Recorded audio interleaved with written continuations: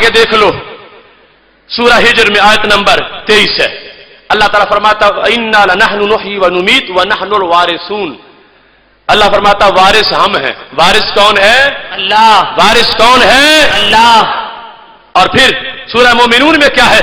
آیت نمبر 10 ہے، خالق کائنات کہ 15 میں یہ ارشاد فرماتا وَالَّذِينَ هُمْ عَلَىٰ صَلَوَاتِهِمْ يُحَافِظُونَ أُولَٰئِكَ هُمُ الْوَارِثُونَ، جو لوگ نمازوں کی حفاظت کرتے ہیں وہ وارث ہیں۔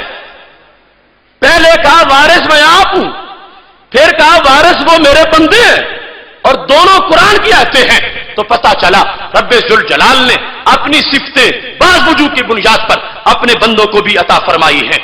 یہ جو گلی محلے اعتراض اٹھایا جا رہا تھا کہ تم کہتے ہو رب بھی غیب جانتا ہے، رب کے نبی بھی غیب جانتے ہیں، تم تو صفتوں میں شرک کر رہے ہو، تو میں نے یہ آیات 50 سے زیادہ پڑھ دی ہیں کہ ہم شرک نہیں کر رہے، ہم رب کے دیے ہوئے قانون کی وضاحت کر رہے ہیں۔